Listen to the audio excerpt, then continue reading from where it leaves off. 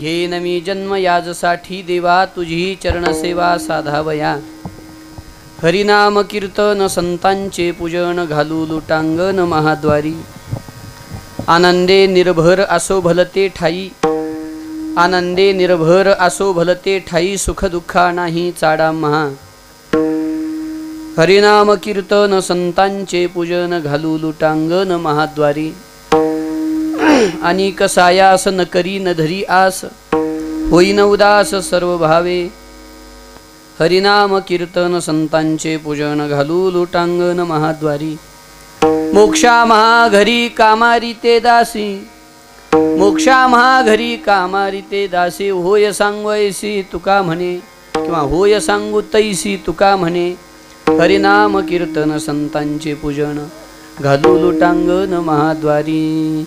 घ्यावी घ्यावी माझी सेवा, देना दुर्बळाची देवा. देना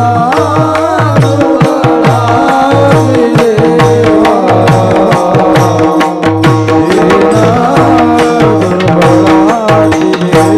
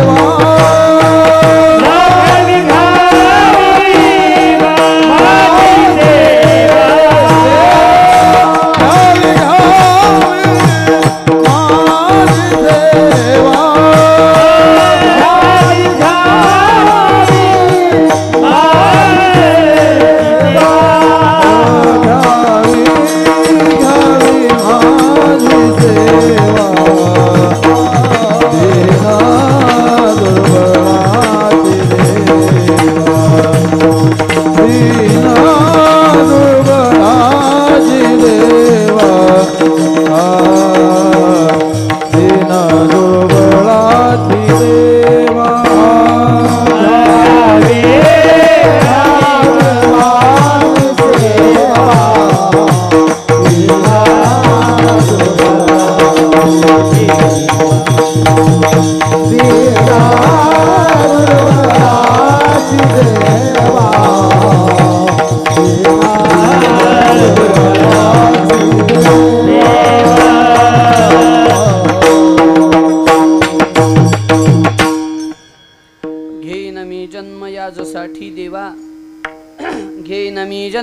साठी देवा तुझी चरण सेवा साधावया. हरिनाम कीर्तन संतांचे पूजन घालू लुटांगण महाद्वारी. अकारण करुणावरणालय भक्तवांछा कल्पतरू बेस कविता. अखिल कोटी ब्रह्मांड नायक रुक्मिणी प्राण संजीवन भगवान श्री पंढरीनाथ विश्वमाऊली श्री ज्ञानोबराया जगद्गुरु श्री तुकोबराया आदी करून सर्व साधू संतांच्या कृपाशीर्वादाने भगवान श्री मारुतीरायाच्या पवित्र दरबारामध्ये वैकुंठवासी विठाबाई मेकले यांच्या प्रथम पुण्यस्मरणाच्या निमित्ताने सर्व मेकले परिवाराच्या वतीनं आयोजित असलेला हा सप्तदिवसीय हरिनाम उत्सव आणि या उत्सवातील आजची ही सेवा सद्गुरुनाथांच्या चरणी परमात्मा पंढरीनाथाच्या चरणी समर्पित करण्याचं भाग्य सर्वांच्या प्रेमातून माझ्याकडे प्राप्त झालेलं आहे. त्या निमित्तानं तुकोबरायांच्या गाथेतील 5 चरणाचा अत्यंत महत्त्वाचा प्रासादिक असा बहुतेकांच्या परिचयातील असणारा अभंग सेवेकरिता निवडलेला आहे. घेईन मी जन्म याजसाठी देवा तुझी चरण सेवा साधावया. हरिनाम कीर्तन संतांचे पूजन घालू लुटांगण महाद्वारी. प्रस्तुत कीर्तनरूपी सेवेकरिता निवडलेला अभंग जगद्गुरु श्रीमंत श्री वैराग्य महामेरू वैराग्यराग ऋषिक श्री तुकोबरायांचा असून या अभंगामधून जगद्गुरू श्री तुकोबाराया देवापुढं प्रतिज्ञा करतायत. जगद्गुरू तुकोबाराय बोलतात की देवा घेईन मी जन्म, मी जन्माला येणार देवा. जन्माला येऊन काय करणार, तर तुझी चरणसेवा साधावया. तुझी सेवा करण्यासाठी आम्ही पुन्हा पुन्हा जन्माला येणार, पुढेही जन्माला येणार. पण महाराज देवापुढं तुकोबाराय प्रतिज्ञा करतायत. देवाने सांगितलं तुम्हाला माझ्या चरणाची सेवा करायची असेल आणि मीच प्रत्यक्ष समोर उभा नाही राहिलो तर तुम्ही सेवा करणार कोणाची. तर जन्म तर घेणार आहेत सेवा करण्यासाठी, पण देवाचं अखंड सानिध्य मिळणं सोपं आहे का हो. चरणसेवा करायची म्हटल्यानंतर सगुण रूपातल्या सानिध्याची अपेक्षा आहे. मग सेवा करणार कशी. तुकोबाराय सांगितलं आम्हाला त्या 3 वाटा आहेत. एक हरिनाम कीर्तन, या रूपानं तुझी सेवा करणार. दुसरं संतांचे पूजन, या रूपानं तुझी सेवा करणार. आणि तिसरं म्हणजे घालू लोटांगण महाद्वारी. ज्यांच्या पुण्यस्मरणासाठी आपण उपस्थित आहोत त्यांनी सुद्धा देवाची या रूपानं सेवा केलेली आहे. या 3 रूपानं हरिनाम कीर्तन. आत्ता बाबाजी सांगत होते की जुना असा एकही महाराज नाही की ज्यांनी माईच्या हातानं प्रसाद प्राप्त केला नाही. अर्थात संतांचे पूजन आणि घालू लोटांगण महाद्वारे, याचा अर्थ मला फक्त वारी करायचं आहे. महाद्वारात लोटांगण घालायचं म्हणजे पंढरीला जावं, पंढरीची वारी करावी, चंद्रभागेचं स्नान करावं, कथा कीर्तन श्रवण करावं आणि भगवंताच्या महाद्वारात लोटांगण घालावं. जे निष्ठावान वारकरी आहेत की नाही, देवाच्या दर्शनाला वारी म्हणत नाही. मी ऐकले अनेक जुन्या लोकांकडून, ते म्हणे देवाचं दर्शन हो अथवा न हो, पण गेल्याबरोबर चंद्रभागेचं स्नान, पुंडलिकरायाचं दर्शन, नगर प्रदक्षिणा, चोखोबाराया नामदेवरायाचं दर्शन, कुठंतरी कीर्तनाचं सत्संगाचं श्रवण, कुठंही असू दे, काही का असेना, आणि महाद्वारामध्ये लोटांगण घालून भगवत चरणी आपला भाव समर्पित करणं, इथं वारीची पूर्णता आहे. हे सगळंच राहिलं आणि देवाचं दर्शन झालं तर ती वारी नाही. दर्शन झालं पण वारीचं फळ नाही. या रूपानं घालू लोटांगण महाद्वारे, या 3 रूपानं तुकोबाराय बोलतात आम्ही सेवा करणार. थोडा विचार करण्यासारखा विषय आहे. हे 3ही देवाचेच रूप आहेत. देवाचं नामही देवापासून भिन्न नाही, संतही देवापासून भिन्न नाहीत, आणि प्रत्यक्ष परमात्मा अर्थात भगवान श्री पंढरीनाथ सुद्धा बसवलेला देव नसल्यामुळं तो प्रतीक रूपानं आहे किंवा प्रतिमा रूपानं आहे असं म्हणण्याचं काही कारण नाही. विठ्ठल ब्रह्म नोहे त्याचे बोल नाही कावे. तुकोबाराय बोलतात म्हणे विठ्ठल ब्रह्म नोहे त्याचे बोल नाही कावे. महाराज बोलतात की नाही, देवाला विठ्ठल म्हणत नाही तो विद्वान नाही, ब्रह्मदेव असला तरी त्याचं ऐकू नका. अर्थात पुढं करू आपण त्याचा विचार, पण वेळेचा अभाव आहे तरी आपण धावत्या वेगात विचार करणार आहोत. घालू लोटांगण महाद्वारी, महाद्वारी लोटांगण म्हणजे पंढरीची वारी. या 3 रूपानं देवा आम्ही सेवा करण्यासाठी जन्माला येणार. देव म्हणायला लागले तुकोबाराया या 3 रूपानं माझी सेवा करण्यासाठी जन्मधारण करणार असं म्हणता, पण एकतर जन्माला येणं सोपं नाही, जन्माला आलं तर जगणं सोपं नाही. हे प्रामाणिकपणे मान्य करावं लागतं. आपण वारकरी आहोत ते अवघड वाटत नाही, हा आपला विषय आहे, पण जगणं एवढं सोपं नाही महाराज. अनेक दुःख आहेत जीवनामध्ये. तुकोबारायांनी आपली आत्मकथा सांगितली. अनेक दुःखे सांगू किती, सकळ संसाराची स्थिती, न साहे पाषाण फुटती, भयका पचित्ती भरला अशी. इतकी भयानक दुःख जगताना आहेत. गर्भवासातलं दुःख पुन्हा वेगळंच आहे. आणि तुम्ही अशा भयंकर दुःखामध्ये दुःखाचे सगळे प्रसंग झेलण्यासाठी जन्माला येणार का. तुकोबाराय म्हणले कितीही दुःख येऊ दे देवा, आम्हाला त्याच्याशी काही घेणं देणंच नाही. आम्ही मात्र आनंदे निर्भर असो भलते ठाई. आम्ही आनंदात राहू आणि निर्भर राहू. बऱ्याच वेळेला निर्भर शब्दाचा अर्थ निर्भय केला जातो, पण निर्भर म्हणजे निश्चिंत, तृप्त, मला भावलेला अर्थ बरं का. निर्भर आत्मनिर्भर आहे, तो आत्मनिर्भर आहे म्हणजे आत्मसंतुष्ट आहे असा अर्थ आहे त्याचा. तो कोणावर अवलंबून नाही. तसं आम्ही आनंदावर आम्ही कशावर अवलंबून नाही, आम्ही आनंदात राहू, आनंदानं ओतप्रोत भरलेली राहू आणि तुझी सेवा करू. मग असो भलते ठाई. तुझ्या म्हणण्यानुसार आम्हाला कुठं जन्म घालायचा तिथं घाल. आम्ही सुखदुःख अनुभवण्यासाठी जन्मालाच येणार नाही. सुखदुःखा नाही चाड आम्हा, आम्हाला सुखदुःखाचं चाड नाही, हेतूच नाही आम्हाला की आम्हाला जीवनात सुख मिळावं, दुःख नको वगैरे वगैरे, आम्हाला फक्त सेवा करायची आहे, याच्यासाठी जन्माला यायचं आहे. म्हणून आसो भलते ठाई, भलते ठाई म्हणजे ज्ञानोबारायांनी जे 16 अध्यायात केलेली चिंतन आहेत ना, आहाराचेनी नावे तृणही जेथ नुगवे, तिथं जरी जन्म दिला तर हरकत नाही. आपुल्या गरळ जाळी होतसे अंगाची पेंधळे, ते सर्प करी बिळी निरुंधला, तिथं जरी जन्म दिला तरी आमची अडचण नाही देवा.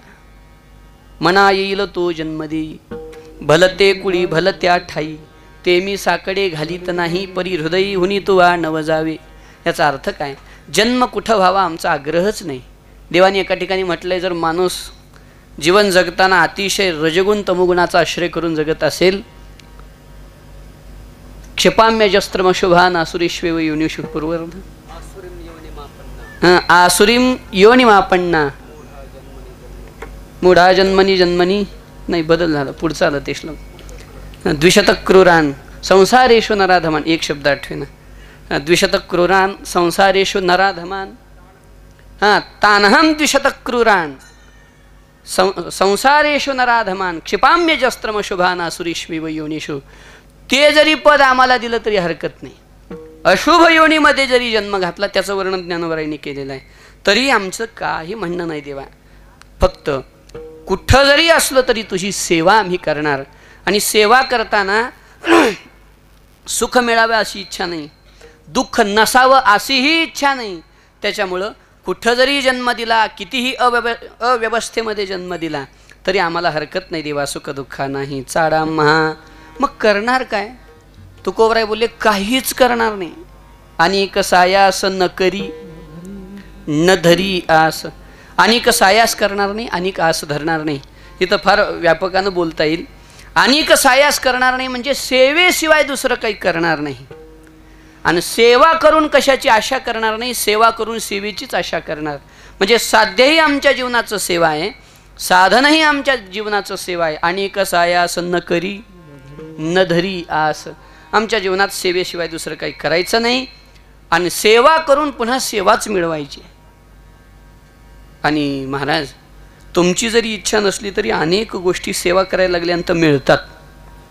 स्वाभाविक आहे. येती अंगा वसती लक्षणे, अंतरी देवे धरिले ठाणे, आपणाची येते तयाच्या गुणे, जाणे येणे खुंटे वस्तीचे. तुकोबराय बोलतात की नाही, हे अनायासे मिळणाऱ्या गोष्टी आहेत सगळ्या.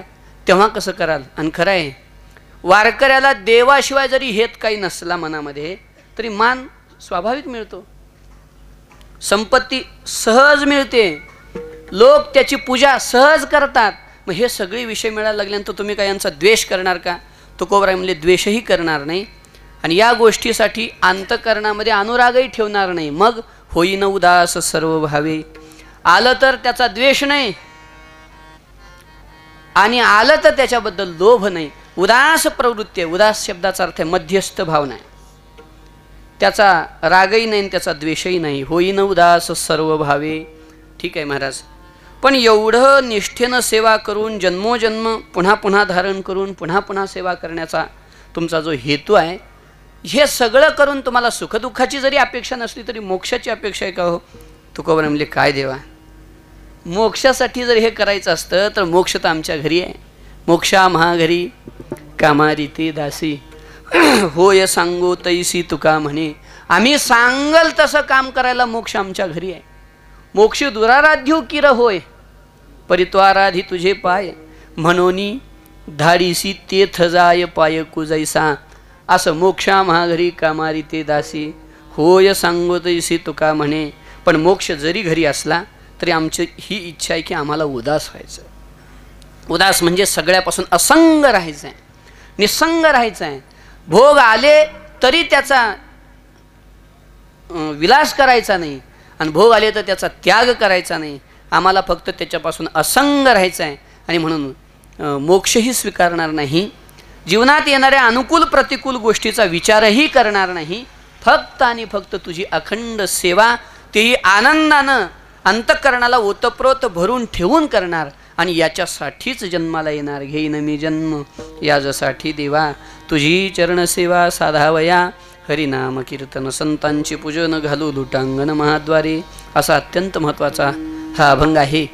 आपण सर्वजण या ठिकाणी ज्या निमित्तानं एकत्रित आलेलो आहोत ते निमित्त म्हणजे पुण्यस्मरणाच्या निमित्तानं एकत्रित आलेलो आहोत. ज्या माऊलीनं, ज्या मातेनं, ज्या माईनं संतांची आयुष्यभर सेवा केली. खरं तर डोक्यामध्ये अभंग 2-4 येत होते सेवेचा भाव ऐकल्यानंतर. करिता देवार्चन घरा आले संतजन, देव सारावे परते, संत पूजावे आरते. हा अभंग घ्यावा असा बराच वेळ डोक्यात विचार संकल्प होता, पण पुन्हा बदल झाला कारण आता वारी आली आहे. माईचंही वर्णन करायचं आहे, वारीचंही वर्णन करायचं आहे. या 2-3 गोष्टीचा विचार करून हा अभंग सेवेकरिता निवडलेला आहे.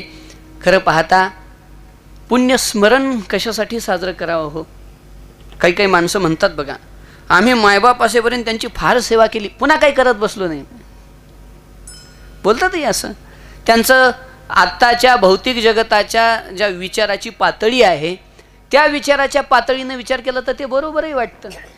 संकुचित पातळी आहे ना आता विचाराची, आयडिओलॉजी म्हणा आजकालची, त्या दृष्टीनं ते बरोबरही वाटतं. पण खरं आहे की जोपर्यंत आहेत तोपर्यंत सेवा करावी असा संतांचाही आग्रह आहे. सकळ तीर्थाची धुरे जे का माता पितरे, तया सेवेसी कीर शरीरे लोण कीजे. मायबापाची सेवा सर्वस्वानं करावी. आपला वारकरी संप्रदाय आहे. वारकरी संप्रदायाचं आराध्य दैवत कोण आहे? भगवान श्री पंढरीनाथ आहेत. आणि त्यांचं पंढरपूरला येणं कशासाठी आहे? पुंडलिकासाठी आहे. आणि पुंडलिकानं कोणती साधना केली आहे? मायबापाची सेवा. म्हणजे वारकऱ्याचं मूळ मायबापाच्या सेवेत आहे. मायबाप केवळ काशी, तेने न जावे तीर्थासे, पुंडलिके काय केले परब्रह्म उभे ठेले. पुंडलिक रायानं काय केलं हो? मायबापाची सेवा केली आणि देवाला बोलावून घेतलं की नाही. हे सामर्थ्य मातापित्यांच्या सेवेमध्ये आहे. म्हणून मातापित्याची सेवा आपल्याकडून झाली पाहिजे. मग हे पुण्यस्मरण कशासाठी? त्यांचं देहावसान. मी काही कर्मठ नाही, त्याच्यामुळं ती व्यवस्था आहे ते बरोबरही आहे, पण मलाच त्यातलं काही माहिती नसल्यामुळे मी काही सांगणार नाही. ते पितर कसं येतात, काय मग ते तर्पण कसं करावं, काय करावं हा विषय आहेच, शास्त्रातला विषय. म्हणजे तो काही पाखंडाचा विषय नाही. पण मला अपेक्षित असलेला पुण्यस्मरणाचा भाव इथं सांगायचा आहे. तो म्हणजे असा आहे की ज्या मातापित्यांचं आपण या ठिकाणी पुण्यस्मरण साजरं करतो की नाही, याच्यामध्येच स्मरण शब्द आहे. त्यांनी आयुष्यभर जो परमार्थ केला, जे तत्व सांभाळले, जी संप्रदायाची, देशाची, संतांची सेवा केली, त्या सेवेचं इथं उपस्थित राहून स्मरण करा. आणि स्मरण करून ते स्मरण आपल्या अंतःकरणात इतकं रुजवावं की तशी सेवा, तसं जीवन आपल्यालाही जगता यावं. हा संकल्प जिथं निश्चित होतो तिथं खऱ्या अर्थानं पुण्यस्मरण साजरं होतं. नाही तर पुण्यतिथी होतात, नैवेद्याचं मोठं ताट भरलेलं असतं, ते नेऊन तिथंही दाखवतात, इथंही दाखवतात, फोटो पुढं ठेवतात, 1000-2000 लोकांना जेवू घालतात. पुण्यस्मरण झालं नाही असं नाही, पण आपल्या ऋषीमुनींचा जो हेतू आहे की नाही तो एवढ्यापुरता संकुचित नाही. आपल्या ऋषीमुनींनी कुठलीच परंपरा उगी घालायची म्हणून घालून दिलेली नाही. या परंपरेमध्ये दर्शन आहे. दर्शनशास्त्र म्हणजे काही अवघड विषय नाही. प्रत्येक कृतीमधला त्यातला शास्त्रीय अर्थ जाणून घेणं म्हणजे दर्शन आहे. भगवंताच्या प्रत्येक लीलेतला आध्यात्मिक अर्थ जाणणं म्हणजे दर्शन आहे. म्हणून भागवताला बरीच माणसं परमहंस दर्शन म्हणतात. परमहंस महात्म्याने सुद्धा ज्याच्यातून काहीतरी प्राप्त करावं असं स्थान म्हणजे महापुराण आहे, हे भागवत आहे. कशासाठी? त्यातून मिळालं पाहिजे काहीतरी. पुण्यस्मरणाचा सुद्धा अर्थ असाच आहे की सर्वांनी इथं एकत्रित यावं. ज्या माईचं पुण्यस्मरण करतोय त्या माईनं जशी संत सेवा केली, जशी भगवत सेवा केली, जशी उपासना केली, त्याचं स्मरण व्हावं. आणि स्मरण होऊन त्यांनी जो परमार्थ आपल्या जीवनात अनुसरण केला तोच परमार्थ आपल्या जीवनात व्हावा हा निश्चय होणं म्हणजे खऱ्या अर्थानं पुण्यस्मरण आहे. आणि या मार्गाने जर परमार्थ झाला तर धोका नाही. येण्याची पंथे चालो जाता, येण्याची पंथे चालो जाता, पंथे चालो जाता, चालो जाता, न पडे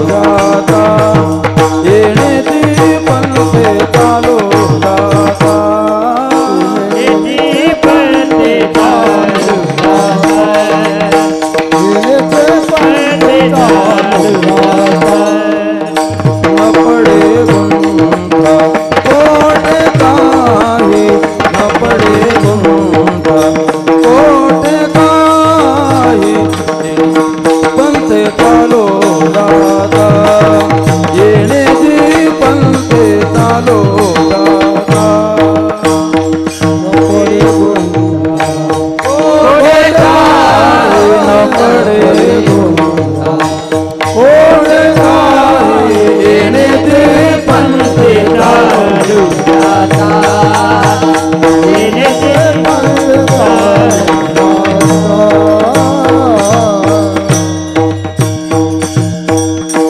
येण्याची पंथे चालू जाता न पडे गुंथा कुठे काही. खऱ्या अर्थानं या मार्गाने आपला परमार्थ व्हावा, या मार्गाने आपल्या परमार्थाचे संकल्प व्हावे आणि मग खऱ्या अर्थानं पुण्यस्मरण साजरं होतं. ज्या माईनं आयुष्यभर संत सेवा केली, खरं म्हणजे संत सेवा केली की संतच झाला, ज्ञानोबरायांची भाषा आहे. थोडं वेगळ्या अर्थानं आहे ते, पण इथं त्याच सिद्धांताला जोडायचं आहे आपल्याला. अर्जुना अनंत सुखाचे डोही एक सरे तळची घेतला जिही तेथ स्थिरावनी तेही तेची झाले. आता हे अनंत सुखाचे डोही म्हटल्यामुळं इथं सेवा लावता येते, इथं नाम लावता येतं, इथं वारी लावता येते, इथं अभ्यास लावता येतो, इथं ज्ञान लावता येतं. म्हणजे कुठल्याही अनंत म्हटल्यावर अनंत विषय येतो. त्यामुळं ज्या माईनं सेवारूपी डोहामध्ये इतका मोठा गोता मारलेला आहे म्हणा, उडी मारलेली आहे की स्थिरावनी तेही तेची झाले. संत सेवा करून संतत्व अवस्थेला प्राप्त होणं परमार्थातला हा नियमच आहे. सेवेची सत्य धनीची सेवकच धनी होतो. आपण सर्वजण प्रमाण म्हणतो की नाही, तरी होय राना रंग त्याचा रंग होय तरी होय तरी होय. तुका म्हणे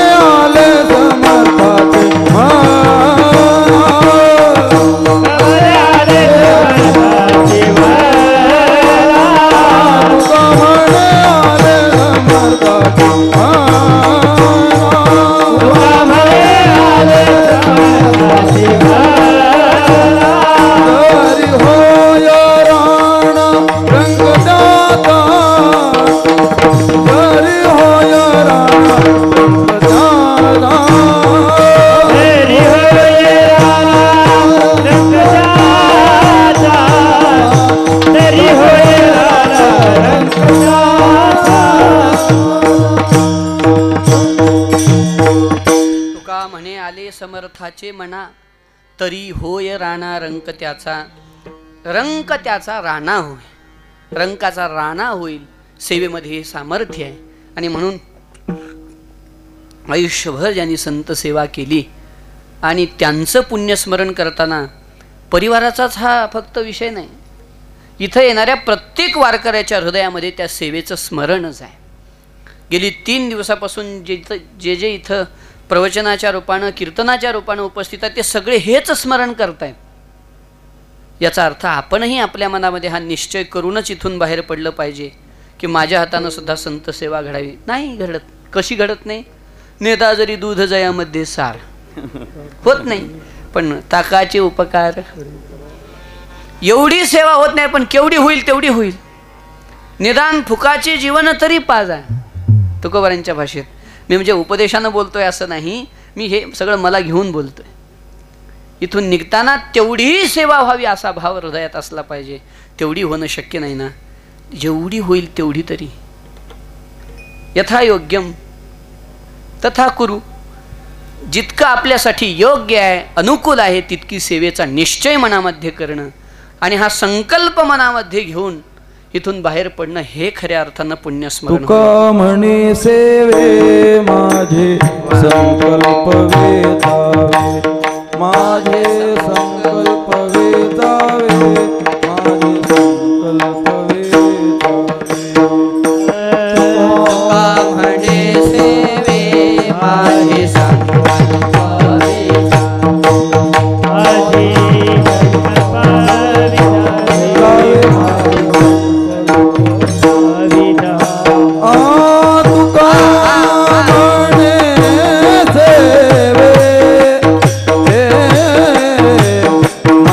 संकल्प वेचावे माझे संकल्प वेचावे माझे संकल्प वेचावे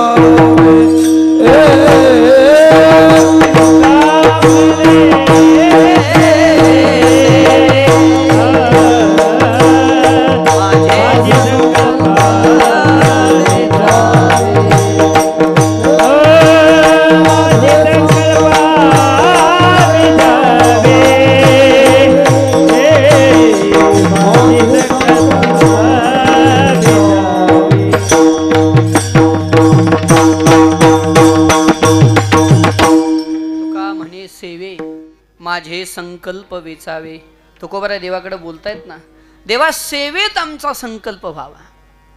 आणि म्हणून हा संकल्प करून इथून निघणं हे खऱ्या अर्थानं पुण्यस्मरण होणार आहे.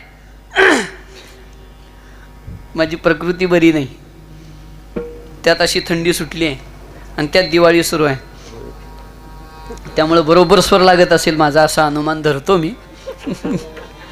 पण सेवेच्या दृष्टीनं ज्या माईनं आयुष्यभर संत सेवा केली त्यांचं स्मरण करत करत आपण आज तिसऱ्या दिवसामध्ये उपस्थित आहोत.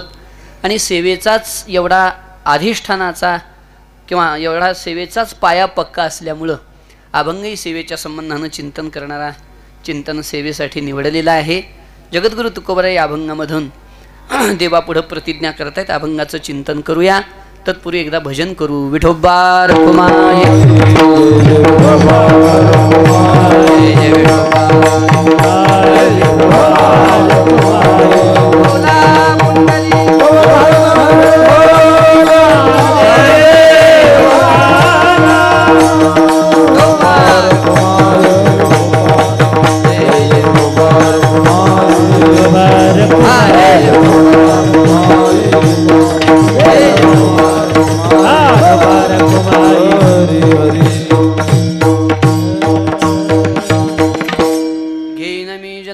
साठी देवा तुझी चरण सेवा साधावया. हरिनाम कीर्तन संतांचे पूजन घालू लुटांगण महाद्वारे. जगद्गुरु तुकोबरा या अभंगामधून देवापुढे प्रतिज्ञा करतायत. प्रतिज्ञेच्या संबंधानं आपण जर विचार करायला लागलो तर काही प्रतिज्ञा निरर्थक आहेत, काही प्रतिज्ञा सार्थक आहेत, काही प्रतिज्ञा जगदुद्धारक आहेत आणि काही प्रतिज्ञा जगाला आदर्श आहेत. चार पद्धतीने आपल्याला विचार करता येतो. किती विस्तार होईल याचा. निरर्थक प्रतिज्ञा संसारासंबंधानं केलेली, किती जरी चांगली प्रतिज्ञा एखाद्या संसारिकानं केली तर ती निरर्थकच आहे. मी अमुक करीन, मी तमुक करीन, अमुक पदावर बसेन, तमुक पदावर बसेन, हे करेन ते करेन. प्रतिज्ञा चांगली आहे व्यवहाराच्या दृष्टीनं, पण ती निरर्थक आहे. कारण व्यवहारामध्ये संसारामध्ये किती जरी आपण वृद्धी केली तर ती अंतकाळाच्या वेळेला काडी मात्र कामाला येणार नाही, म्हणून ती निरर्थक आहे. मग तेथे नचले काही सत्ता संपदा राहील ठाईचे ठाई, पुढे संचित जाईल ग्वाही. तुका म्हणे तै यमाज्ञा. तिथं काहीच कामाला येणार नाही. आसक्त झाला, एका साधूला राहुलं नाही. साधूचं हृदयामध्ये कळवळा असतं. साधूंनी विचार केला की याला योग्य मार्ग दाखवणं आपलं कर्तव्य आहे. त्यांनी एक फळ आणून दिलं राजाला, भर्तृहरीला, आणि सांगितलं राजा हे फळ खा, अमर होशील. राजाने विचार केला चांगली गोष्ट आहे. फळ खाणार इतक्यामध्ये स्मरणात आलं की मी फळ खाल्लो, अमर झालं आणि राणी मेली तर मी काय करू.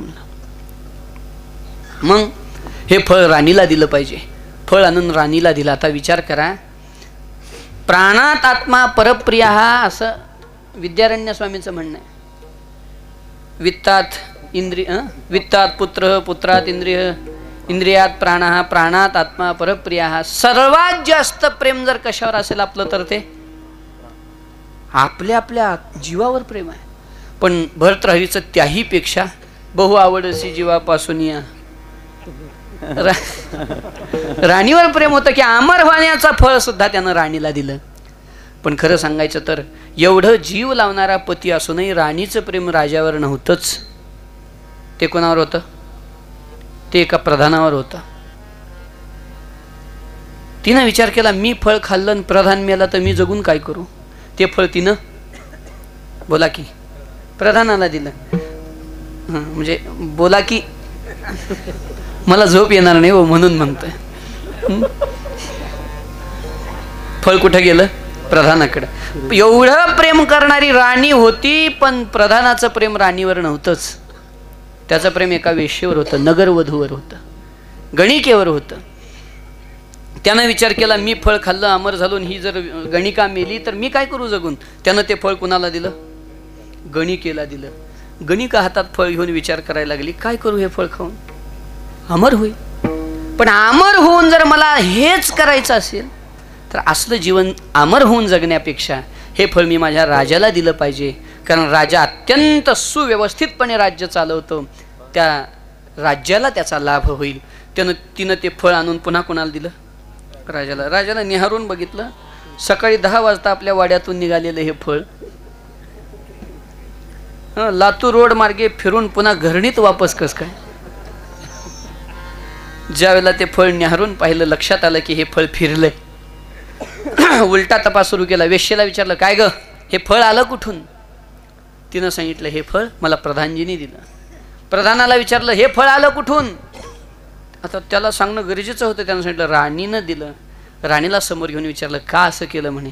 राणीनं सगळा वृत्तांत सांगितला. त्यावेळेला भर्तृहरी त्या फळाकडं, त्या वेश्येकडं पाहून बोलायला लागला स्वतःशी.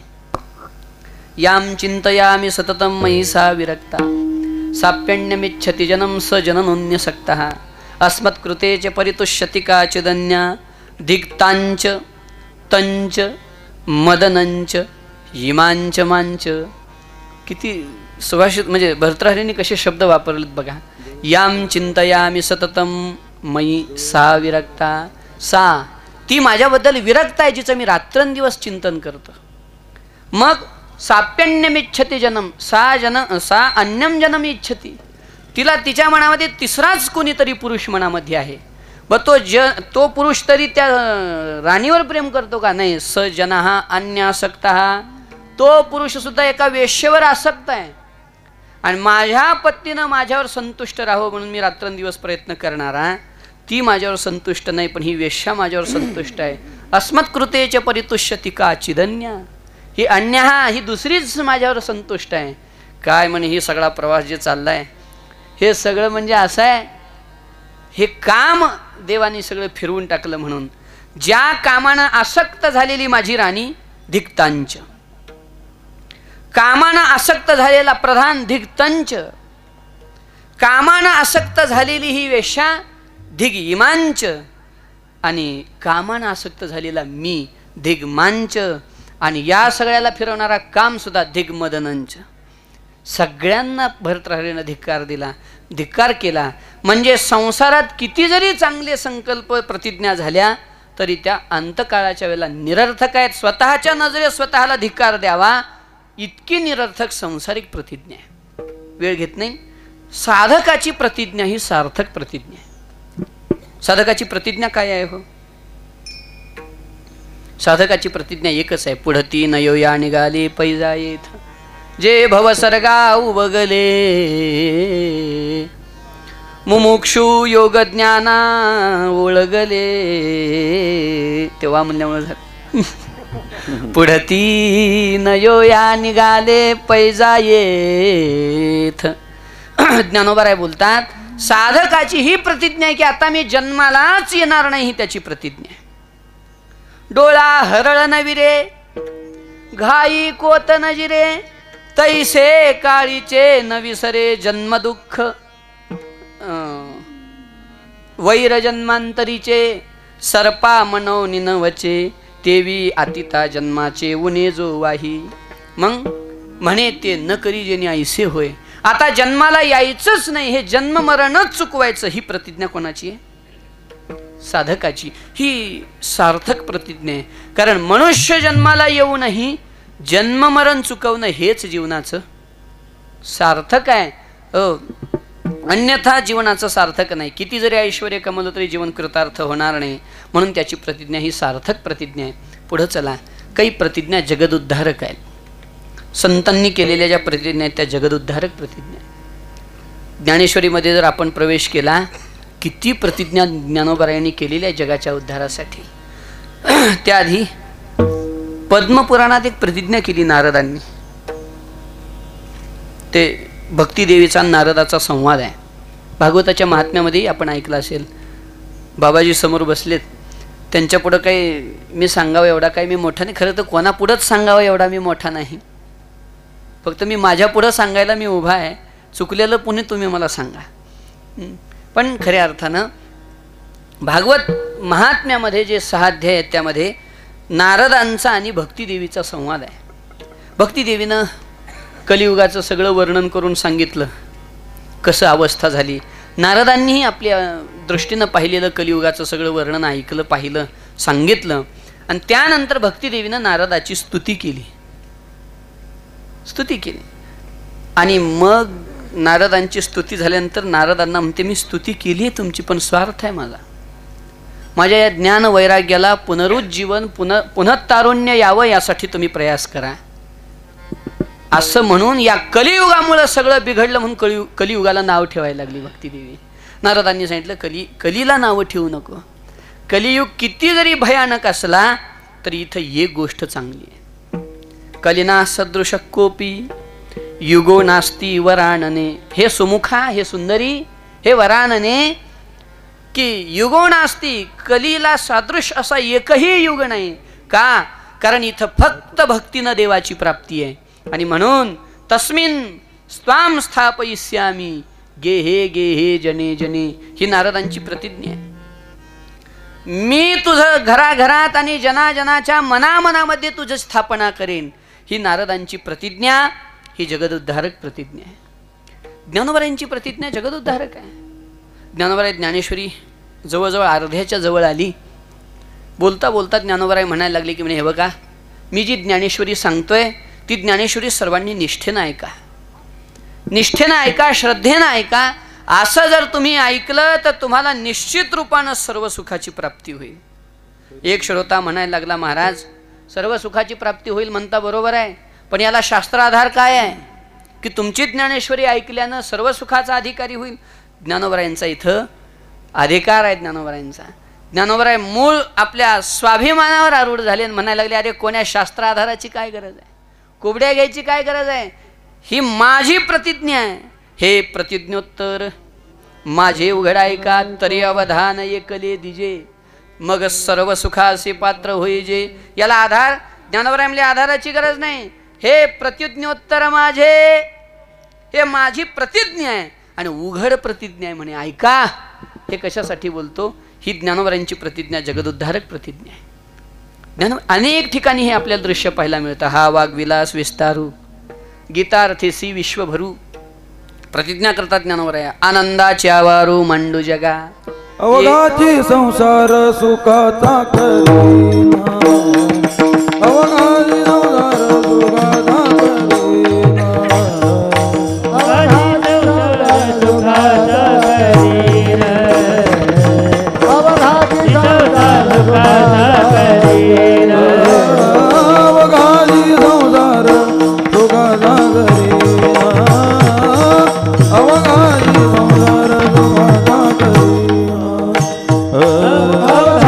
संसार सुखाचा करीना, अवघाची संसार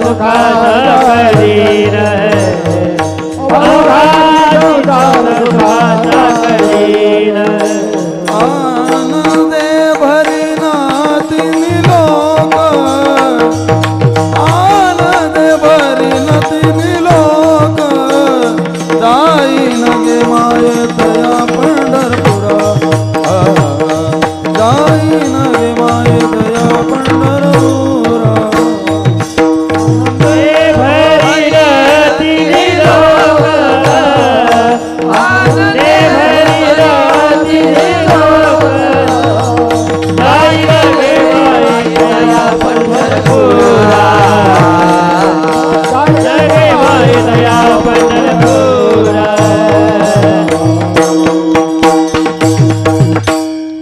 ज्ञानोबारायांची प्रतिज्ञा, अवघाचे संसार सुखाचा करीन, आनंदे भरीन तिन्ही लोक. ज्ञानेश्वरीत अनेक ठिकाणी या प्रतिज्ञा आहेत, फक्त त्या अँगलनं बघायला पाहिजे. कसं आहे, ज्ञानोबरायांचा तो विनय आहे की प्रदर्शन होऊ दिलं नाही त्या प्रतिज्ञेचं. असं वाटतं की ज्ञानोबराय सांगतायत, पण नाही, सांगत नाही, ती प्रतिज्ञा करतायत ज्ञानोबराय. देवाकडं जेव्हा ज्ञानोबराय पाहतील तेव्हा ती प्रतिज्ञा आहे, लोकांकडे पाहतील तेव्हा सांगणार ऐका बाबा, असं म्हटल्यासारखं आहे. अनेक ओव्या अशा स्पर्श करून जातात ज्ञानोबरायांच्या प्रतिज्ञा सांगणाऱ्या. ये मराठीचे नगरी ब्रह्मविद्येचा सुकाळू करी. करी म्हणण्यामध्ये ज्ञानोबरायांची प्रतिज्ञा आहे की या जगाला ब्रह्मविद्येचा सुकाळ व्हावा, ही प्रतिज्ञा आहे ज्ञानोबरायांची. तैसा मनाचा मारू न करिता इंद्रिया दुःख न देता एथ मोक्षाशायिता श्रवणाची माझी, ही ज्ञानोबरायांची प्रतिज्ञा आहे. ज्ञानोबराय म्हणतात अरे माझी ज्ञानेश्वरी श्रवण करा, मोक्ष हातात देईन तुमच्या, ही प्रतिज्ञा आहे ज्ञानोबरायांची. समर्थाचे पंक्ती भोजने तळल्यावरिल्या एकची, ही फलश्रुती नाही, ही ज्ञानेश्वरीची फलश्रुती नाही, हे ज्ञानोबरायांची प्रतिज्ञा आहे. तैसे श्रवण्यार्थे पटने मोक्षूची लाभे, ही ज्ञानोबरायांची प्रतिज्ञा आहे. किती प्रतिज्ञा सांग.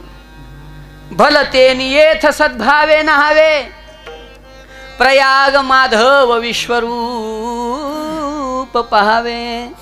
ये तुले संसारासी द्यावे तिळोदक, ही प्रतिज्ञा आहे ज्ञानोबरायांची. कोणीही या, बघू काय बंधन आहे कोणाला इथं यायला.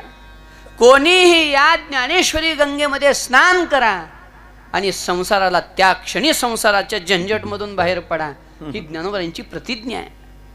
ये तुले संसारासी द्यावे तिळोदक, फक्त एक अट आहे, सद्भावे नहावे. कोणीही या, यायला बंधन नाही, पण आल्यानंतर स्नानाची पद्धत आहे सद्भावे, कमर्शियल भावे नाही. बऱ्याच वेळेला ज्ञानेश्वरीत अनेक लोकांनी उडी घातली आहे, पण कशासाठी? व्यावहारिक भावे. त्यालाही ज्ञानोबराय कमी पडले नाहीत महाराज. ज्यांनी व्यावहारिक दृष्टीनं ज्ञानेश्वरीमध्ये उतरले त्यांच्यासाठी काही थोडी उपलब्धी झाली आहे का ज्ञानेश्वरीकडून? सामान्य उपलब्धी नाही त्यांच्यासाठी सुद्धा. कारण ज्ञानोबरायांचं शेवटचं जे बोलणं आहे की नाही सद्गुरू रायाकडे, आणि ग्रंथ उपजीवी विशेष लोकी दृष्टा दृष्ट विजय व्हावे. ते दृष्टा दृष्ट विजयचा मला भावत असलेला अर्थ बरं का.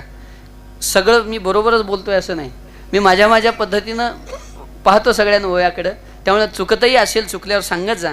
पण दृष्टादृष्ट शब्दाचा अर्थ करताना इहलौकिक आणि पारलौकिक म्हणून ज्यांनी व्यावहारिक अपेक्षेनं ज्ञानेश्वरी जवळ केली त्यांना व्यवहारही पूर्ण व्हावा, ही ज्ञानोबरायांची अपेक्षा आहे. आणि ज्यानं सद्भावी ज्ञानेश्वरीमध्ये स्नान केले त्याला मी संसारातून बाहेर काढतो, हे म्हणणं ज्ञानोबरायांची प्रतिज्ञा आहे. ह्या जगदुद्धारक प्रतिज्ञा संतांच्या या प्रतिज्ञा आहेत महाराज. घोटवेन लाळ ब्रह्मज्ञान्या हाती मुक्ता आत्मस्थिती सांडवेन. आता राहत नाही ज्ञानेश्वरी, जास्त बाहेर निघता येत नाही पुन्हा, एकदा मध्ये गेलं की. तर तुकोबरायांची ही प्रतिज्ञा आहे, घोटवीन लाळ ब्रह्मज्ञान्या हाती मुक्ता आत्मस्थिती सांडवेन. मग पुढं ब्रह्मभूत काया होतसे कीर्तनी भाग्य तरी ऋणी देवाय तीर्थ भ्रामकाशी आणि नाळस कडू स्वर्गवास करीण भोग. फार मोठा अभंग आहे. सांडवीन तपोनिधा अभिमान यज्ञा निदान लाजवीन भक्तिभाग्य सीमा साधीन पुरुषार्थ ब्रह्मीचा जो अर्थ निज ठेवा धन्य म्हणवीन इहलोकी लोका भाग्य आम्ही तुका देखीला. ही तुकोबरायांची प्रतिज्ञा आहे. या प्रतिज्ञा जगदुद्धारक प्रतिज्ञा आहेत. तुम्ही म्हणाल हे जगदुद्धारक कशी झाली? कारण ब्रह्मीभूत काया होत असे कीर्तनी म्हटलं, कीर्तन एकाचा विषय येत नाही, सामूहिक विषयाला ही जगदुद्धारक प्रतिज्ञा. आणि काही आदर्श प्रतिज्ञा संतांनी केल्यात, त्यातली आदर्श प्रतिज्ञा इथं देवासमोर तुकोबराय करतात. आदर्श म्हणजे तुकोबरायांची प्रतिज्ञा बघून साधकांनी सुद्धा आपल्या मनामध्ये जो निश्चय करायचा आहे, जो निर्धार करायचा आहे, जो पण करायचा आहे, प्रण करायचा आहे, तो कसा करावा, कसा असावा, ह्या शिकवणाऱ्या सुद्धा संतांच्या प्रतिज्ञा आहेत. त्यातलीच ही प्रतिज्ञा अभंगाच्या प्रस्तुत प्रथम चरणामध्ये तुकोबराय करतात. घेईन मी जन्मा यासाठी देवा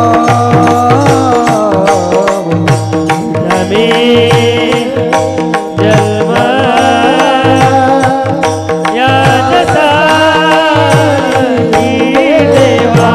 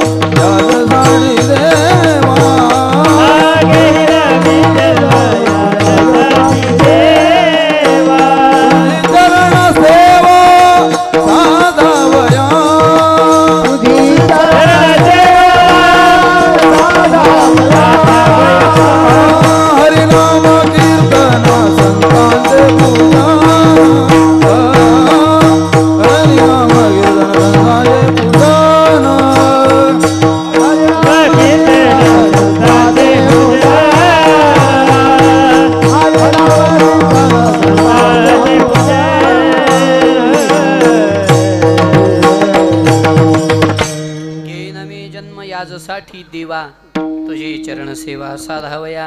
तुकोबाराय देवाशी प्रतिज्ञा करतायत, देवा आम्ही जन्म घेणार. एक प्रश्न निर्माण होतो, त्याचा काही विस्तार करण्याचं कारण नाही, पण तुकोबाराय घेईन जन्म असं म्हणतायत. महाराज घेईन म्हणायची काय गरज आहे, जन्माला यावंच लागणार आहे. ब्रह्मदेवापर्यंत कोणाला जन्म चुकलाय हो? करिता विचार तो हा दृढ संसार ब्रह्मादिका पार अनुलंघवे सामर्थ्य. ब्रह्मादिकांना सुद्धा आ ब्रह्मभवनान लोका पुनरावर्ती अर्जुन मामुपेत्य तू कौंते पुनर्जन्म न विद्यते. भगवान बोलतात आ ब्रह्मभवनान लोका पुनरावर्ती अर्जुन, त्यांना सुद्धा येथ ब्रह्मपणाचे भडसे न चुकती पुनरावृत्तीचे वळसे. त्यांना सुद्धा जन्ममरण चुकत नाही. तुका म्हणे जाती पुण्यक्षये, विस्ताराचा विषय आहे. क्षणे पुण्य मर्त्य लोकम विशंती. क्षीण पुण्य झालं, पुण्य क्षीण झालं की त्यांना सुद्धा जन्माला यावं लागतं. मग त्यांना जर जन्म चुकला नाही तर आपलं कुठं लागाव? आपल्याला तर जन्म चुकायचा विषयच नाही. आपल्याला जन्मावंच लागतं आणि मरावंच लागतं. हे घटिका यंत्र जैसे चालूच आहे. हे घटिका यंत्र तुकोबारांनी समजवलंय आपल्याला. बालपण गेली निनता तारुण्य दशी विषय व्यथा, वृद्धपणी प्रवर्तली चिंता मरे. गीता अर्धविराम. मागुता जन्मधरी पुन्हा बालपण गेली निनता, तारुण्य दशी विषय व्यथा, वृद्धपणी प्रवर्तली चिंता मरे. मागुता जन्मधरी पुन्हा बालपण गेले. हे घटिका यंत्र जैसे परिभ्रमे चालूच आहे. नाही बालस्तावत क्रीडासक्त, तरुणस्तावस तरुणी रक्त, पश्चाधावती वृद्धस्तावस चिंतामग्न परे ब्रह्मणी कोपिन लग्न. शंकराचार्य बोलतात ही साखळी श्रृंखला सुरूच आहे. जन्ममरण चुकणारी गोष्ट नाही. पण आपल्याला किती वेळा जन्म यावे, किती व्हावे फजित, किती व्हावे फजित, किती व्हावे फजित, किती वेळा जन्म यावे, नित्य व्हावे फजित, नित्य व्हावे फजित, नित्य व्हावे फजित, किती वेळा जन्म यावे, किती वेळा जन्म यावे, नित्य व्हावे फजित, नित्य व्हावे फजित, नित्य व्हावे फजित,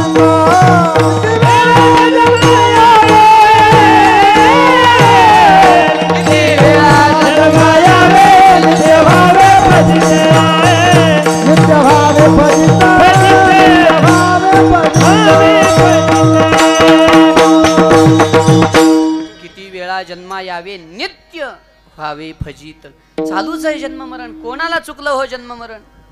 पण संतांना मात्र जन्ममरण चुकलं म्हणायचं कारण नाही. त्यांना जन्ममरण नाहीच.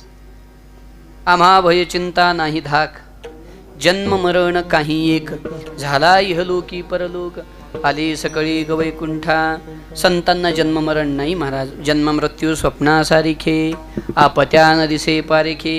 तुका म्हणे अखंडितची सुखे, वाणी वदे मुखे प्रेमामृताची. संतांना जन्ममरण नाही. स्वतः देव बोलतात इदम ज्ञानमुपाश्रित्य मम साधर्म्य मागतः परिणाम सर्गेपि नोपजायन्ते प्रलयेन व्यथन्ति च. सर्गः अपि न उपजायन्ते. किती बारकाव आहे हा. जन्ममरण चुकतं कधी हो? सर्गात उत्पत्ती झाली किंवा विसर्गात उत्पत्ती झाली, पुढं सत्कर्म केलं, शुद्ध कर्म झालं की मग चुकलं. पण ज्यांना सर्ग अपि न उपजायन्ते, सर्गात सुद्धा जन्माला ज्यांना यावं लागत नाही, म्हणजे ब्रह्मदेवापासून तर जन्म नाहीच, पण ज्यांना देवाच्या मूळ स्वरूपापासून सुद्धा जन्म नाही, अर्थात सर्गस्थितीतही जे जन्माला आले नाहीत, त्यांना मरण तरी कशाला असणार आहे. म्हणून संतांना जन्म मरण नाही. पण तुकोबाराय बोलतात काय करावं तिथं बसून त्या निरामय अवस्थेत, निराकारी ओस दिशा. मग म्हणून संतांनी त्यागलं ते सगळं. निळोबारायांचे फार गोड गवळण आहे. निळोबाराय म्हणतात काय करावं त्या निजधामात बसून. काय जाऊ निया करू निजधाम,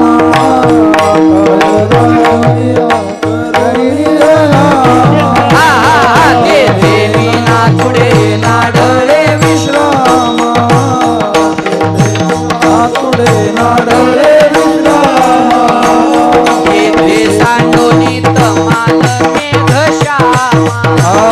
येथे सांडोनी तमाळ मेघश्यामा नेघो नाईको आणि का दुर्गमा मेघो नायको आणि का विश्रमा नेघो नाईको आणि का दुर्गमा मेघो नायको आणि का विश्रमा नेघो म्हणून त्यागी ती परोते देव म्हणून त्यागी ती परोते देव म्हणून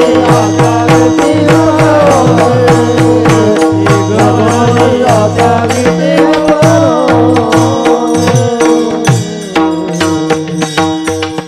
त्या निरामय अवस्थेत राहून मजा आहे बरं का. आपण म्हणू नये हे खरं तर निरामय अवस्थेत फार मोठा आनंद आहे, पण संत म्हणतात त्या आनंदाला घेऊन काय करावं ज्या आनंदात देवाची सेवा नाही.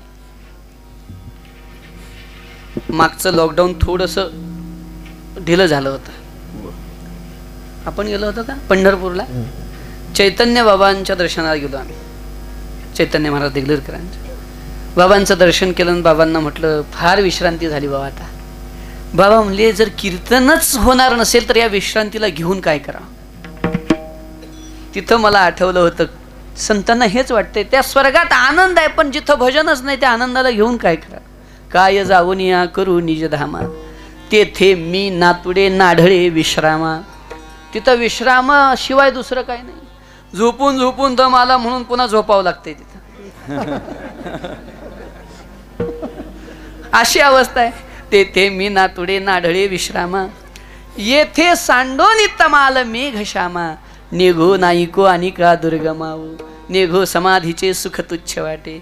नित्यानित्याचे न पडो खटपटे काय करावी ती तपाची बोभाटे. एका हरिविना अवघिती फलकटे स्वर्ग भोगहीन लागती असार. क्षणे होते जाती क्षणेची नैश्वर येथे हरिसंगे क्रीडू निरंतर. सर्व ही सुखाचे हा जोडला आगर म्हणून संतांनी मोक्ष स्वीकारला नाही. वैकुंठा जाऊनी कायबा करावे उगीच बैसावे म्हणून नामा म्हणे माझा येथेची बा ठेवी. तुकोबराय ठेवी म्हणत नाहीत आता, कारण याच्या आधी बऱ्याच वेळेला म्हणून झाले. देवाला अनेक वेळेला तुकोबराने सांगितलं देवा आम्हाला मोक्ष नको, आम्हाला देवा ऐके ही विनंती मज नको रे ही नरगे मुक्ती धनसंपदा. बऱ्याच वेळेला म्हटलं देवा काय ऐकत नाही. देवाला संकोच वाटतो यांना गर्भवासात कसं घालावं म्हणून, कारण पंतप्रधान झालेल्या माणसाला पुन्हा ग्रामपंचायतचं सरपंच पद कसं द्यावं. हो अडचण आहे नाही. संकोच वाटू लागला देवाला. तुकोबराने अनेक ठिकाणी म्हटलेलं आहे म्हणसी काही मागा काय हरिदासाची घरी मज उपजवा जन्मांतरी. तुका म्हणे गर्भवासी, पण देव काय विनंतीला डिमांडच देईनात, म्हणजे महत्वच देईनात. देवाला वाटू लागलं उग म्हणत असतील यांचा विनय बोलतोय हा. विनयामुळे म्हणत असतील की देवा नाही नाही नाही. काही काही विनय असतो ना काही लोकांकडं, मोठ्या गादीवर नाही नाही नाही मी कशाला बसू, मी इकडे बाजूला बसतो. तसं तुकोबरायांचा हा विनय असेल की नाही नाही आम्हाला मोक्ष काय देवा, आम्हाला जन्म द्या. म्हणून देवानी जन्म दिला नाही. तुकोबराय म्हणले देवा ठीक आहे आमचा विनय विनय काही नाही म्हणे, ही आमची आवड आहे. आता मात्र तू विनवणीनं ऐकत नाहीस ना, म्हणून आता प्रतिज्ञा करतो की घेईन मी जन्म याजसाठी देवा. जन्म घेणार आम्ही देवा आणि जन्माला येऊन तुझी चरण सेवा साधावया. देवा तुझी सेवा करण्यासाठी जन्माला येणार. ही जी कडी आहे की नाही तुझी चरण सेवा साधावया, याच्यावर कितीही बोलता येईल. साधावयाच का म्हटलं, करावया का म्हटलं नाही, विस्ताराचा विषय आहे ना हा सुद्धा. चरणाची सेवा का म्हटली, अन्य सेवा का म्हटली नाही, सेवेतच काय एवढं काय, सेवेमध्येच काय महत्व आहे, या सगळ्याचा विचार सगळा विस्तृत होणं शक्य नाही. जेवढं जमल तेवढा आपण विचार करत राहू. पण तुकोबराय बोलतास तुझी सेवा करण्यासाठी आम्ही जन्माला येणार देवा, जन्माला येणार तुझी सेवा करणार. सेवा का बरं? दोन पद्धतीने विचार करता येतो. पहिलं कारण आहे सेवक होण्यात आनंद आहे का मालक होण्यात आनंद आहे. हा मालक होण्यात मोठेपण आहे, आनंद नाही. सेवक होण्यात कमीपण आहे पण आनंद फार आहे. नीच वृत्ती काम परिमुखी तुझे नाम. तुकोबराय बोलले ना, नीच म्हणजे सेवा हा खालचा विषय आहे, पण आम्हाला मालक व्हायचं नाही देवा, आम्हाला सेवक होऊन तुझी सेवा करायची आहे, आम्हाला मालक व्हायचं नाही. कारण बऱ्यात तेच पडतं. तुम्ही गणित घालून बघा, इकडं रोजगार किती आहे पुरुषाला? हे तेवढा नाही, 500 कुठला, 400 350 400 असतो. ते म्हणावं लागतं म्हणून 500 म्हणतात. आता व्हावं अशी अपेक्षा असेल म्हणून. नाही ना, मग कमी सांगा जावं की जास्त कसं सांगा. रोजगार किती आहे? 350 400 रुपये रोजगार आहे. 300 400 रुपये आहे. काम इकडं किती वाजता येतात कामावर माणसं? 11 वाजता येतात. जेवणाची सुट्टी किती वाजता होते? 2 वाजता. म्हणजे किती तास झाले? हे 3 तास. 2 ते 3 जेवण झालं, ते 1 तास सोडून द्या. पुन्हा 3 ते 5 5च की. मग किती तास झाले? 3 आणि 2 5च तास झाले की. 5 तासाचं काम करायचं. हे किती रोजगार? किती? 300 रुपये 400 रुपये 400 रुपये रोजगार आहे. किती सोपं आहे हो, फार सोपं आहे. पण शेताचा मालक झाल्यावर एवढं सोपं आहे का? 11 वाजता जायचं, 5 तास काम करायचं, 400 रुपये घ्यायचे आणि घरी यायचं, एवढं सोपं आहे? मालक झाला की नांगरायपासून विचार करावा लागतो. नांगरायचं, उन्हात त्याला तळू द्यायचं, पुन्हा कुळवाय म्हणजे उन्हाळी मशागती करायच्या, पुन्हा पावसाची वाट बघायची. पाऊस पडना गेला तर टेन्शन, सुरू झाल्यावर थांबना गेला तरी टेन्शन, थांबला तर वापसा व्हायची, पुन्हा वाट बघायची, पुन्हा पेरणीची जोडणी करायची. इकडचं बी आणा, तिकडचं आणा. कोणतं म्हणते ती उगवच ना, ती म्हणते त्यालाच लय उतार आहे, ह्याला किती टेन्शन आहे. बरं एवढं करून पेरणी केली म्हणजे मोकळा झाला का? रोज शेतात जावं लागतं. गवत वाढलं तर गवताची व्यवस्था करावी, रोग पडला तर गोगलगाय आली, अमुक किडा आला, तमुक आला, हे झालं ते झालं. हे सगळं टेन्शन कोणाला आहे? रोजगारी एकदा 5 वाजता घरी येऊन झोपला, त्याला काही संबंध आहे का बाकी? पण रात्री 12ला लाईट आली तर असल्या थंडीचं सुद्धा उठून जावं लागतं की नाही शेतकऱ्याला? थंड म्हणायचं नाही की पाऊस म्हणायचं नाही. मालक झाला की एवढी बेजारी आहे. बरं एवढ्यावर भागत नाही. पीक निघालं की रास करून घरी आणायचं म्हणलं तरी ते आपलं, काढायचं म्हणलं तरी सुद्धा ते हे असतं ना, काय म्हणतात त्याला, गुत्तेकरी इकडे असतात का गुत्तेकरी? त्याचा वेगळाच खर्च आहे. ते झालं तर घरी रास येऊन पडली तर पुन्हा भाव लागेल का नाही याचं टेन्शन, भाव लागेल का नाही याचं टेन्शन. अमुक तर हे सगळी टेन्शन मालकाला आहेत. गड्याला काय आहे हो? रोजगाराला काय आहे? आई त्याची भीक सुख रूप, आई त्याची भीक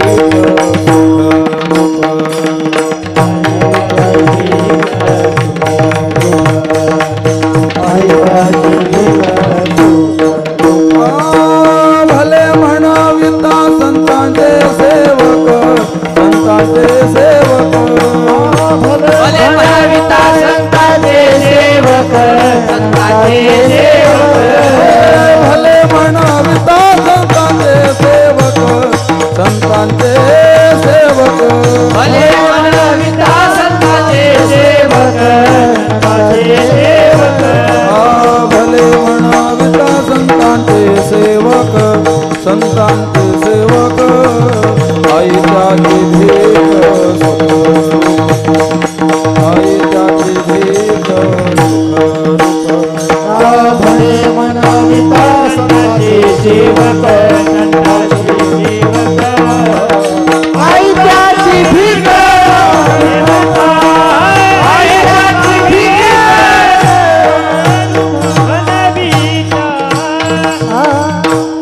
भले म्हणविता संतांचे सेवक.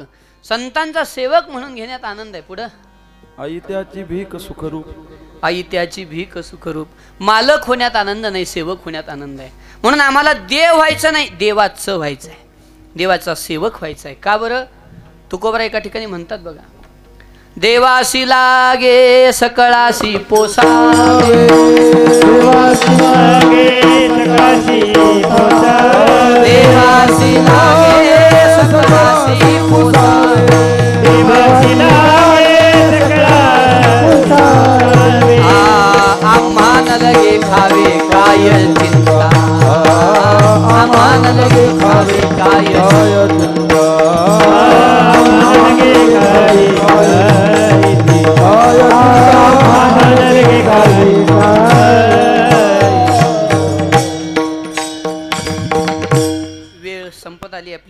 आता धावतं घेतो सगळं. आहे आम्हा काय खावे नाही चिंता, किंवा आम्हा न लगे खावे काय चिंता, देवाशी लागे सकळाशी पोसावे.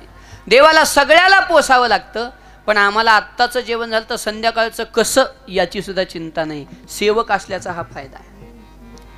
सेवकाला टेन्शन नाही, मालकाला भलतं टेन्शन आहे. म्हणून तुझी चरणसेवा साधावया. अजून तात्विक विचार करायचा झाला तर नीचपण बरवे देवा, न चले कोणाचाही दावा, महापुरे झाडे जाती तेथे लवाळी वाचते. देवा आम्हाला मालक व्हायचंच नाही, कारण जगाच्या स्पर्धेला सामोरं जावं लागेल. आम्हाला स्पर्धेत पडायचंच नाही. नीचपण बरवे देवा, निवांत तुझ्या चरणाजवळ राहून सुख घ्यायचंय. अद्वैती तो नाही माझे समाधान, पण गुड हे चरण सेवा तुझी. का त्यातलं वर्म सापडलंय, त्यातली खऱ्या आनंदाचा गाभा सापडला म्हणून तुकोबाराय बोलतात. आम्हाला देव सुद्धा नको, देवत्व तर नकोच नको, देव सुद्धा नको, चरणाची सेवा करायची आहे. तुझी चरण सेवा साधावया. पण मला सेवा कशाला मागता? ठीक आहे, जन्माला यायचं आहे ना, ज्ञान घ्या. तुकोबाराय म्हणले खरं आहे बाबा, ज्ञानाची मजा आहे बरं का. जर खराच ज्ञानी असेल, खरा शब्द वापरतोय, तर त्याच्यासारखं जीवनातला आनंद कोणाच्या जीवनात आहे? परे हुनी परते घर तेथे राहू निरंतर, ही अवस्था काही सामान्य आहेत का? अवघी सत्ता आली हाता नामयाचा. नामदेवरायचा अभंग आहे ना, सर्व सांडोनी माझाई. असा जो ज्ञानी आहे.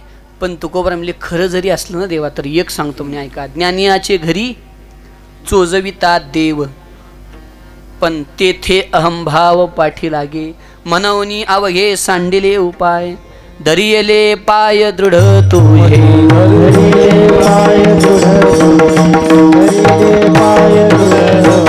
मनवनी अवघे सांडिले उपाय, मनवनी अवघे सांडिले उपाय, मनवनी अवघे सांडिले उपाय, मनवनी अवघे सांडिले उपाय, दरियले पाय दृढ, दरियले पाय दृढ, दरियले पाय दृढ. मनवनी अवघे सांडिले उपाय. आता आम्हाला कशातच पडायचं नाही, फक्त तुझी सेवा करायची आहे. पण देव म्हणायला लागले महाराज, अहो मी प्रत्यक्ष समोर असताना चरणाची सेवा कशासाठी? तुकोबाराय म्हणले तुझ्या चरणात काय आहे ते तुला काय माहिती आहे? काय सांगू तुझ्या चरणीच्या सुखा अनुभव ठाऊ का नाही तुझ. तुला माहिती नाही त्यातला आनंद काय आहे तो, आम्हाला माहिती आहे चरणातला आनंद काय. आणि चरणाची महिमा जर बोलायची ठरली तर किती सांगावी. या चरणाची महिमा काय सांगावी महाराज. हे चरण इतके दुर्लभ आहेत, सर्व सुखाची शिराणी तीच पाऊले मेदिनी. तुका म्हणे मुनी धुंडिताही न लभती. भल्या भल्या तपस्वी लोकांना सुद्धा हे पाय सापडत नाहीत. मग लक्ष्मीला कसं काय सापडले? ज्ञानोबाराय म्हणतात तिला तर काय एवढ्या सहज सापडले का? सर्वस्वे करुणी सेवा, अभिमान सांडोनी पांडवा. ते पाय धुवावयाच्या दैवा पात्र झाली. ते पाय धुवावयाच्या दैवा पात्र झाली. कधी? अभिमान सांडून. म्हणून पुढची ओवी परहा सांडीजे, व्युत्पत्ती म्हणून थोरपण परहा सांडीजे, व्युत्पत्ती आघवी विसरीजे. जै जगा कुठे होईजे तै जवळी कमाझे. लक्ष्मीला सुद्धा आपलं लक्ष्मी पण सोडावं लागलं, सेवक पण धरावं लागलं, तेव्हा तिला पाय मिळाले. मग जेथे लक्ष्मीचा वास प्रमाण आहे, पण एवढ्या सहज लक्ष्मीला पाय मिळाले नाहीत. तुकोबाराय तर एका ठिकाणी म्हणतात मोक्ष मोक्ष म्हणता खरं आहे, पण त्या मोक्षाच्या सुद्धा पलीकडे आमच्या देवाचे पाय आहेत. तुका म्हणे मोक्ष राहे आली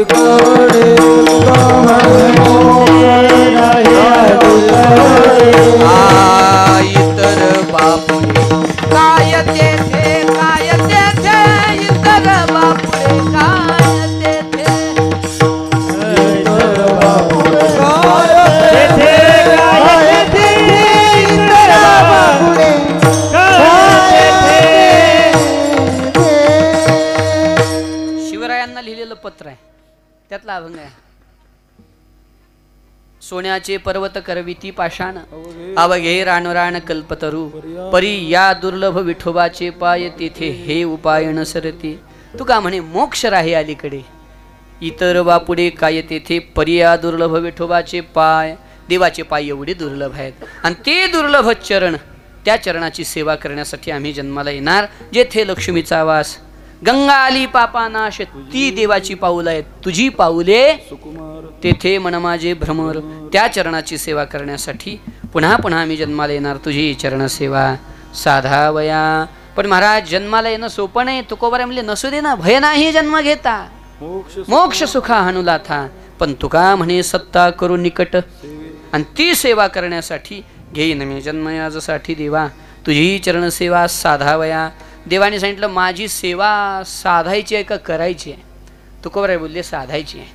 करणं प्रत्यक्ष रूपानं करणं झालं, साधनं म्हणजे तत्वरूपानं साधनं झालं. मला असं वाटतं प्रत्येक केलेल्या क्रियेचा हेतू जर परमात्मा झाला तर ती प्रत्येक क्रिया देवाची सेवा आहे. या अर्थानं साधावया. शंकराचार्यांनी सांगितलेली सेवा बघा, यद्यत कर्म करोमि तत्तदखिलम शंभो तव आराधनम, है ना. शंभो तव आराधनम. देवा ही तुझी सेवाच आहे. आम्ही जे जे करतो ती सगळी सेवा आहे. कशी काय ठरली ती? कारण त्या प्रत्येक क्रियेचा हेतू परमात्मा आहे आणि तो हेतू ठेवून तुकोबाराय बोलतात तुझी चरण सेवा साधावया. 18व्या अध्यायात ओवे बघा, स्वकर्म कुसुमांची विरा तया सर्वात्मका ईश्वरा. स्वकर्म कुसुमांची विरा पूजा केली होय अपारा तोषा लागे. याचा अर्थ काय? स्वकर्म कुसुम देवाच्या चरणी समर्पित करणं ही सुद्धा देवाची. याचं प्रत्यक्ष ज्ञानोबरायांनी 11व्या अध्यायाच्या शेवटी केलेलं आहे. मिया ओविया फुले मोकळी भरोणी सद्भावाची अंजुळी. मिया ओविया फुले मोकळी ते अर्पिली अंघ्री इवुली विश्वरूपाच्या. अर्थात प्रत्येक क्रियेचा हेतू परमात्मा होणं त्याची सेवा साधन आहे. ती सेवा साधण्यासाठी घेईन मी जन्म याजसाठी देवा तुझी चरण सेवा साधावया. पण मी प्रत्यक्ष दिसत नाही तेव्हा हरिनाम कीर्तन संतांचे पूजन घालू लुटांगण महाद्वारे. मला असं वाटतं, म्हणजे सद्गुरु कृपेनं असं वाटतं, ते मला वाटतं म्हणण्यामध्ये अभिमान नाही कृपया. देवाची खरी सेवा हीच आहे. अखंड देवाचं नामस्मरण ही देवाची सेवा आहे. प्रमाण सेवा ती आवडी उच्चारावे नाम. ती सेवा आहे कोणती? आवडी उच्चारावे नाम, हरिनाम कीर्तन या रूपाने. पुढं संतांचे पूजन. संतांची पूजा ही देवाची सेवा आहे. कसं? तुका म्हणे देवा त्यांची केली पावे. ते देव आणि संत वेगळे नाहीतच असंही आपल्याला संगती लावता येते. त्यामुळे प्रत्यक्ष संतांची सेवा ही प्रत्यक्ष देवाची सेवा आहे. म्हणून संतांचे पूजन आणि घालू लोटांगण महाद्वारे. पंढरीनाथाच्या दरबारात जाणं ही सुद्धा देवाची, म्हणजे पंढरीची वारी ही सुद्धा देवाची सेवाच आहे. कारण नामही देवाशी वेगळं नाही. नामा म्हणे नाम केशव केवळ. तो का म्हणे नाम चैतन्य ही निजधाम. देवाचं प्रत्यक्ष रूप देवाचं नाम आहे. देवाशी अभिन्न आहे ते. आश्रय आकाशा आकाशाची जैसा मज नाम नामी तैसा अभेदू असे. या अर्थाने महदाकाश आणि घटाकाश याच्यामध्ये भेदच नाही, फक्त घटाची उपाधी आहे. तसं नाम आणि नामी परमात्मा याच्यामध्ये भेदच नाही, फक्त नाम याची उपाधी आहे. पण ते वेगळे आहेत असं म्हणण्याचं कारण नाही. म्हणून नाम हे देवाचं प्रत्यक्ष रूप आहे. म्हणून त्या नामाचं चिंतन ही देवाची सेवा. संतांचं पूजन. संत देवाशी वेगळे नाही. देवते संत देवते संत निमित्त त्या प्रतिमा म्हणून वेगळं. संतांचे पूजन ही देवाची सेवा. आणि घालू लोटांगण महाद्वारे. परमात्मा श्री पंढरीनाथ ही प्रत्यक्ष परब्रह्म आहे. तिथं त्याला आणून बसवलं वगैरे असं नाहीच आहे. ते नामदेवराय बोलतात उगवले बिंब अद्वैत स्वयंभ नाम हे सुलभ विठ्ठलराज. नेनो ब्रह्ममार्ग चुकले उघडे पंढरपुरासी आले. भक्त पुंडलिके देखिले उहे केले विटेवरी. तो हा विठोबा निधान ज्याचे ब्रह्मादिका ध्यान. पाऊले समान विटेवरी शोभते. म्हणले काय बोलता महाराज, ब्रह्म काय वाट चुकतं का? ज्ञानोबराय बोलले नेनो त्या फंद्यात पडायचं नाही म्हणे. मला कसं चुकलं काय चुकलं ते तर सर्व व्यापक आहे. आणि ते कसं काय वाट चुकलं हो? परिच्छिन्न नाही, ते अपरिच्छिन्न नाही, तर मग वाट चुकलं कसं? व्यापक आहे, गमनागमन क्रिया त्याच्याकडं नाही, स्वगत सजातीय विजातीय भेद तिथं संभवत नाही, तर वाट चुकण्याचा प्रश्न येतो कुठं? ज्ञानोबराय म्हणले ही कटकट तुम्ही करत बसा, मी नेनो. अर्थात ज्ञानोबरायांना माहिती नाही असं नाही, पण लोकांना या सगळ्या गुरदाळ्यात ज्ञानोबरायांना घालायचं नाही. ज्ञानोबरायांनी एका शब्दात मिटवलं, कसं वाट चुकलं मला माहिती नाही, पण नेनो ब्रह्ममार्ग चुकले आणि ते पंढरपुराशी आले, उघडे पंढरपुराशी आले. म्हणून तर शंकराचार्य सुद्धा परब्रह्मलिंगम अजम रुक्मिणी प्राण संजीवनंतम परमधाम कैवल्यम एकम तुरियम ही विशेषण पांडुरंगासाठी दिली. ते प्रत्यक्ष ब्रह्म आहे, आनंदाद्वय नित्यनिरामय जे का निज ध्येय योग्यांचे ते हे समचरण साजिरी विटेवरी. म्हणून हा कोणी सामान्य देव नाही, नाही घडविला नाही वैसविला पुंडलिकाला. देव हा सामान्य नाही, कोणीतरी बसवलेला घडवलेला असा देव नाही, याच्यात प्राणप्रतिष्ठा केली आहे असं नाही, हा प्रत्यक्ष परमात्मा आहे. म्हणून त्याच्या दरबारात जाणं ही सुद्धा देवाची सेवा आहे. म्हणून घालू लुटांगण महाद्वारे. ठीक आहे महाराज, पण ही सेवा करत असताना अडथळे आले तर तुकोबराय बोलले मला अडथळ्याचं घेणं देणंच नाही, सुखदुःखा नाही चाड आम्हा, मग फक्त आनंदी निर्भर असो भलं ते ठाई. म्हणून कुठं जरी गेलो न कसे जरी गेलो देवा तरी तुझी सेवा करणार आहोत आम्ही. आनंदी निर्भर असो भलं ते ठाई, सुखदुःखा नाही चाड आम्हा, आणि सायास न करे न धरी आस होईन उदास सर्व व्हावे. आता दुसरा सायास आम्हाला करायचा नाही आणि दुसरी आस धरायची नाही. सायास नाही, संतांनी सेवेशिवाय दुसरं काय केलंच नाही. न लगे जाणावे नेनावे, गावे आनंदी नाचावे, प्रेम सुख घ्यावे या वैष्णवा संगती. जाणायचंही नाही नेणायचंही नाही. जगन्नाथांना याला फार गोड सोडवायचे.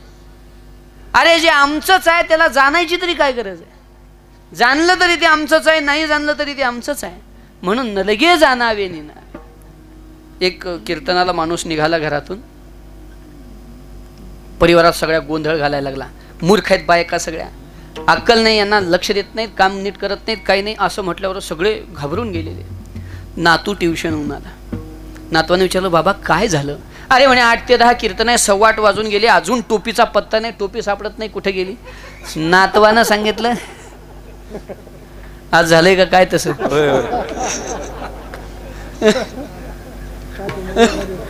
नाही पण पुढचं झालं नसेल ना. टोपीचा पत्ता नाही म्हणे, काय लावलं तुम्ही? नातवानं सांगितलं आजोबा अहो टोपी तुमच्या डोक्यालाच आहे. मग हात लावून बघितला, पण भ्रांती एवढी पक्की असते लोकांची. हात लावल्यानंतर टोपी लागली ना हाताला, मला बरं झालं बाबा सांगितलं डोक्याला टोपी म्हणून, नाही तर बोडकं जायची वेळ आली होती म्हणे.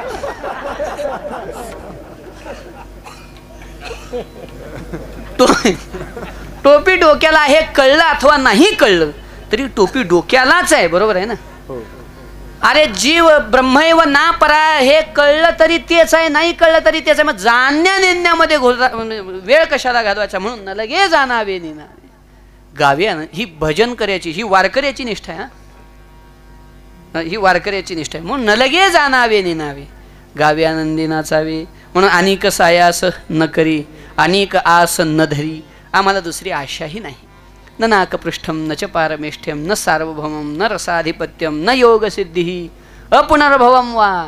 बस समंजसत्वा विरहय कांक्षे. देवा आम्हाला काहीच नको.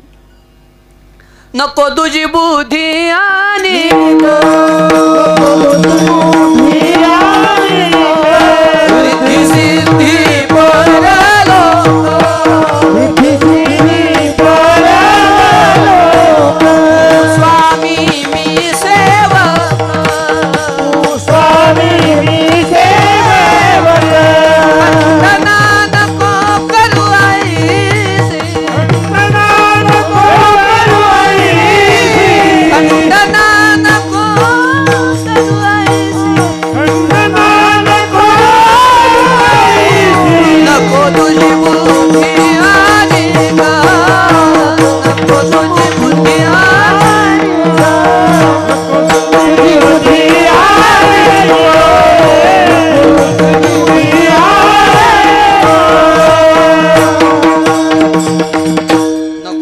सिद्धी अनेक रिद्धे सिद्धी परलोक.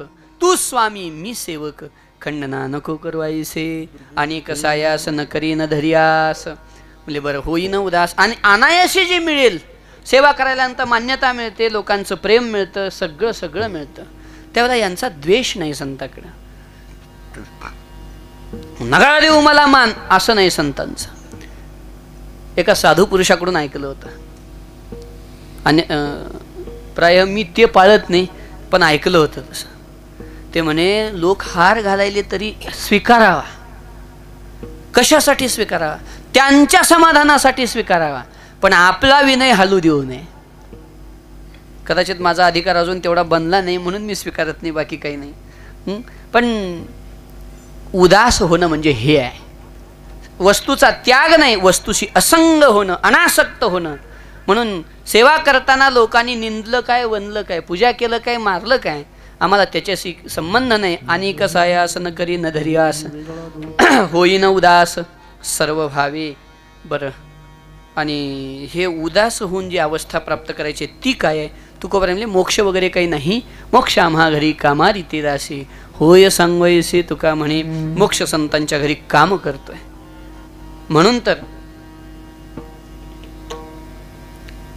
तो म्हणेल तेथ राहे महाबोध.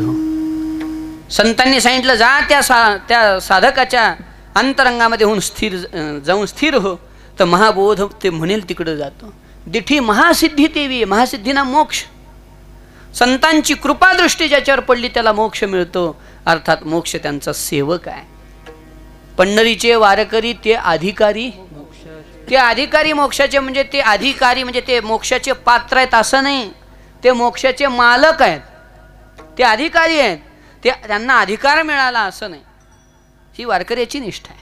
म्हणून मोक्षाचे ते मालक आहेत. कैवल्याचे अधिकारी, मोक्षाची सोडी बांधी करी, जळाची परी तळवटू घे. ज्ञानोबराय बोलतात. मग जे पुरुषार्थ सिद्धी चौथी घेऊन आपुल्या हाती रिगाला भक्तिपंथी जगात देत. अरे जगाला मोक्ष देणं म्हणजे काय सोपी गोष्ट आहे का? मोक्ष म्हणजे काय इतका असामान्य घटक, सामान्य घटक आहे का? पण सहज देऊ शकतात का? ते मालक आहे. मोक्षा महाघरी कामारी ते दासी होय सांगवायसी तुका म्हणे. हरिनाम कीर्तन संतांचे पूजन घालू लोटांगण महाद्वारे विठोबा रखुमाई.